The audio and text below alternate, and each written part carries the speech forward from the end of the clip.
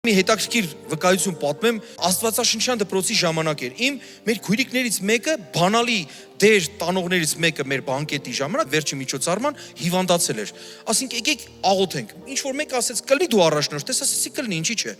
Ձերք ձերքիս էս տվեցինք,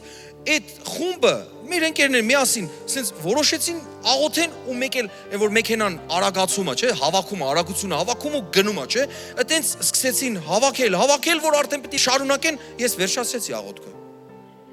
Քույրիկի անունը տվեցի, ասեցի հենց հիմա քույրիկ դու քո անկողնում մեջ կզգաս Աստծո ներկայությունը, զորությունը կկպրի քեզ, կվերկանաս ու կգաս փորձի։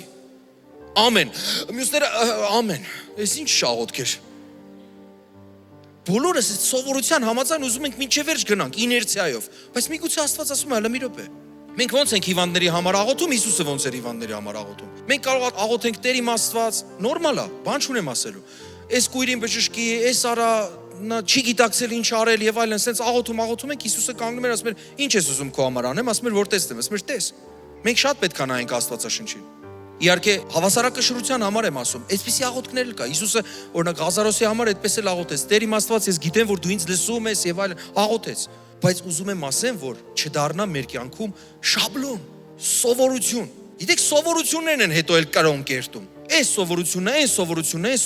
այն սովորությունները, որ Աստվածաշնչյան չեն, մեր կյանքում կարող են դադարել կամ փոխվել։ Մեկը սովորություն ունի նստած, մյուսը կանգնած։ Կարևորը Աստծո խոսքն է պահվում։ Ամեն։